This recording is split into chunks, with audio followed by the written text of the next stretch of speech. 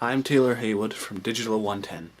I did my video documentary on BC moving the days from 1 day to 3 days, or even to 3 years, for being impaired while driving at a .05 level.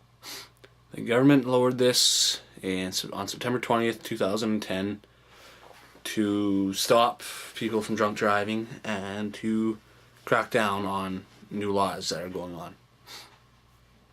I hope this video gives a lot of awareness of what kids think about these kind of laws, and then I also got a cop perspective and what he has to say on what the law is meaning and what he has to deal with. So, what are your views on how BC's government has lowered the drinking limit to .05 now? So legally you aren't able to drink anything when you drive. I think it's a good thing because it's not a good idea to drink before you drive because it impairs you. Okay, alright. Do you think that this law will stick for a while? Or? I think it'll stay for a while, but I'm not sure for how long because there's probably people against it. Right, and do you think the cops are going to crack down on enforcing really bad now? A lot of check stops and stuff like that? I'm not sure if the cops will enforce it too much. They'll probably enforce it more than before, but... Right. Great. Yep. So, can you explain the law of how they switch from the days from being impaired driving? So if you're referring to the new legislation, right. It's called an IRP, or an immediate roadside prohibition. Okay. Previously, anybody that would provide a breath sample into the roadside screening device or the alcohol screening device, if it was in the warning range, which was between 50 and 99 milligram percent, that would trigger a warning on the instrument. And for that warning, the driver would receive a 24-hour prohibition from driving, and the officer had the option of impounding their vehicle for 24 hours as well.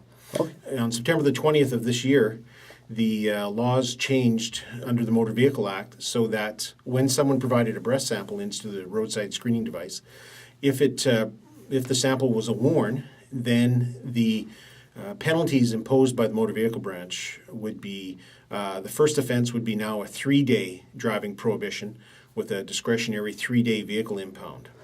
Once that happened and went through the system, their driver's license would be flagged to show that they've now had a 3-day driving prohibition, and the Motor Vehicle Branch would order the next time that this person provided a breath sample, would order the officer to give them a 7-day driving prohibition and discretionary impound of their vehicle for 7 days. Okay. Good. Great. That was good for that one. Thank you. There's one more penalty involved there. Sure. Once they've had a 7-day driving prohibition, then the Motor Vehicle Branch would flag their driver's license and order the officer to give them a 30-day driving prohibition. And in conjunction with the 30-day driving prohibition, the officer must impound their vehicle for 30 days as well. Obviously, if this person is continuing to provide breath samples that are in the warning range, they're continuing to drive while their ability is affected by alcohol. And each time that we catch a person drinking and driving isn't necessarily, and very rarely is that the only time that they've been drinking and driving. Usually they've been out there drinking and driving quite a bit, and this just happens to be the occasion that we've caught them. Okay, great, thank you. Okay. Why did the government change it? I believe you'd have to check with the government, but it's my opinion that the government changed it based on the fact that too many impaired drivers were going to court and were being not convicted. Now, that's not necessarily a fault of the investigation. It's more creative defenses that were coming up, last drink defense, or they were getting a friend to say they only had a couple of drinks. The federal government took steps to eliminate that defense, and now a lot of the defenses for impaired driving are focusing on the instrument itself, and there's a whole bunch of disclosure surrounding the use of the Datamaster instrument and all its calibrations and all its mechanical stuff and all the competencies of the person operating it, to the point where we're spending 3 to 4 hours on an impaired investigation. Then we're spending, someone's taking another hour to get all the disclosure documents together.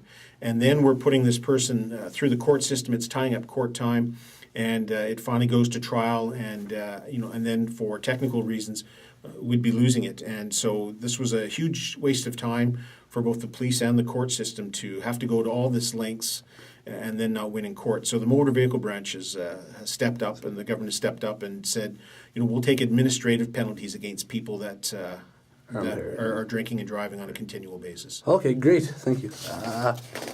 Two more questions here for you. What age group do you think this will affect the most, or has affected the most? Well, the legislation is been out since September 20th, so we're looking at just the last 2 months here.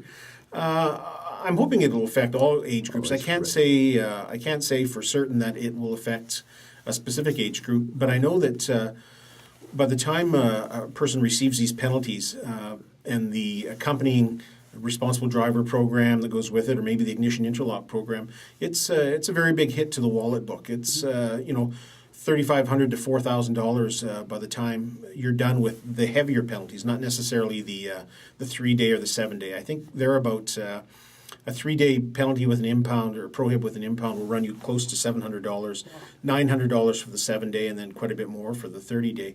So I would assume that the younger people don't have that kind of money to throw around, and it would be far easier to spend $20 to $40 on a cab than it would be to spend several $100s. And so I would think that it would probably affect the young people more, but I'm hoping that even the people that have to drive for a living, it's going to impact them, so that they'll think twice about drinking and driving. Exactly. Okay. And have you personally charged anyone with this law? Or yes, I have. Have you? Okay. All right. I myself have charged, I think, 3 people under the new impaired driving legislation. The part that I spoke of first was simply dealing with a warning on the instrument. If a person blows a fail on the instrument, that shows that they're over the legal limit, and they're liable to a 90-day prohibition immediately with a 30-day vehicle impound. Okay. And I've charged probably 3 people with that, and 3 people with a 3-day or 7-day. Okay, great. Wow, good.